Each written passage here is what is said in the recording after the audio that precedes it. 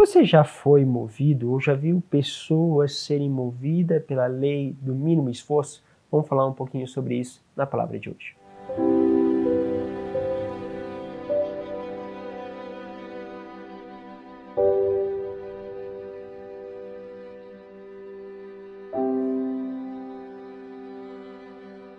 Que bom ter a tua presença conosco mais uma vez. Aqui é o Padre Isaac da comunidade Aliança de Misericórdia. Que bom vivermos essa experiência da palavra. Obrigado a vocês que têm compartilhado, têm deixado o seu like e vamos cada vez mais crescer no aprofundamento da palavra. Hoje quero pegar com vocês a palavra que está em Jonas, capítulo 3, versículo de 1 a 10. Diz assim: A palavra do Senhor foi dirigida a Jonas pela segunda vez. Levanta-te, põe-te a caminho da grande cidade de Nínive e anuncia-lhe a mensagem que eu vou te confiar. Jonas pôs-se a caminho de Nínive, conforme a ordem do Senhor. Ora, Nínive é uma cidade muito grande. Era necessário 3 dias para ser atravessada. Jonas entrou na cidade, percorrendo o caminho de 1 dia, pregava ao povo dizendo: ainda 40 dias e Nínive será destruída. Percebe aqui o movimento?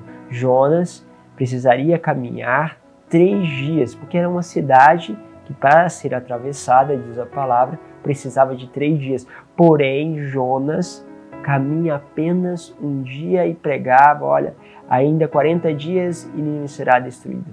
Os ninivitas acreditaram em Deus e aceitaram fazer jejum e vestir um saco, desde o superior ao inferior.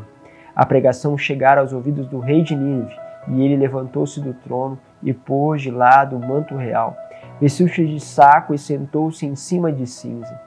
Em seguida fez proclamar em Nínive, como decreto do rei e dos príncipes: homens e animais, bovinos e ovinos, não provarão nada, não comerão, não beberão água.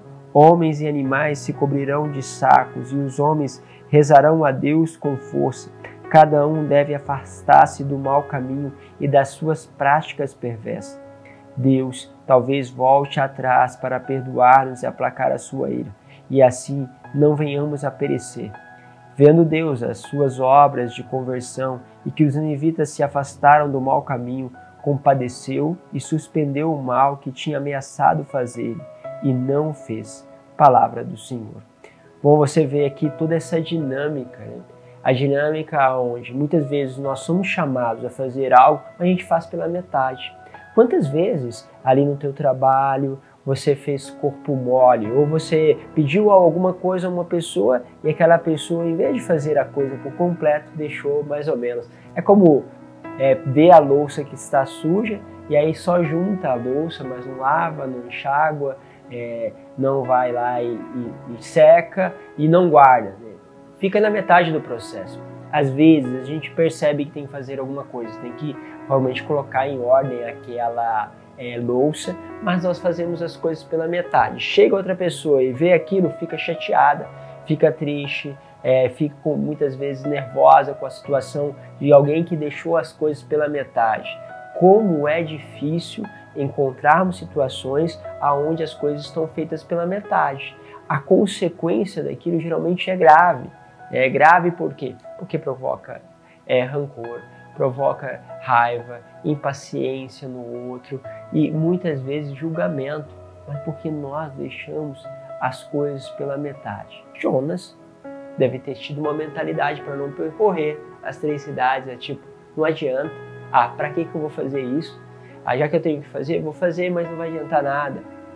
Quantas vezes esta mentalidade entrou aí dentro do teu coração que não adianta?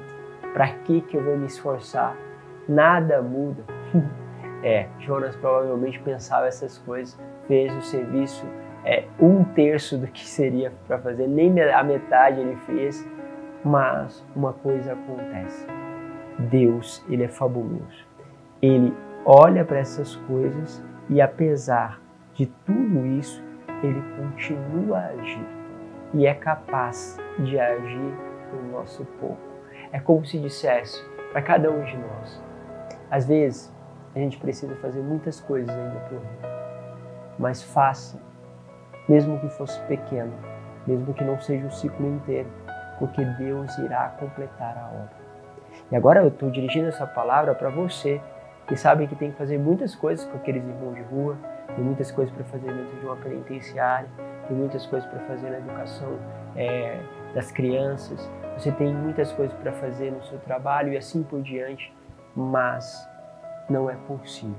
Não por sua preguiça, não por esta mentalidade, mas agora porque não é possível. E aí você vai perceber que Deus vai completando. Deus faz isso com Jonas, que propositalmente faz as coisas pela metade. Levado pelas suas crenças interiores, faz as coisas pela metade. Deus vai lá e realiza. Por quê? Porque muito mais do que a capacidade do pregador, muito mais do que a força dele, está Deus que encontra corações abertos. E Nínive teve essa radicalidade de encontrar corações abertos. Muitas vezes eu vou pregar para pessoas em diferente realidade e você percebe que a força da palavra ela é inteiramente diferente de acordo com os corações que escutam.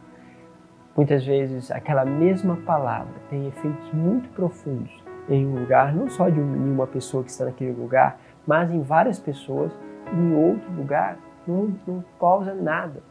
Porque depende como a pessoa acolhe, como escuta. Por isso que o Senhor depois vai chamar a atenção, porque os ninivitas se converteram por causa da pregação de Jonas. E ele vai dizer, e eis aqui quem é maior que Jonas. Pensamos um pouquinho naquilo que são as dinâmicas que levam às nossas crenças interiores, que nos paralisam e que muitas vezes não nos faz terminar aquilo que são os ciclos da nossa vida, os ciclos de trabalho, ciclos de relacionamento, e nós precisamos perceber tudo isso. De um outro lado, saiba que quando você não consegue fazer tudo o que deveria fazer, não por negligência, mas realmente porque você não tem toda essa capacidade, porque você tem algumas limitações, saiba que Deus vai muito além. Terceiro ponto é que olha para dentro de si e perceba como você está escutando, porque a escuta é fundamental e ela é mais importante do que a força daquele que prega. Deus nos abençoe, Pai, Filho e Espírito Santo. Amém.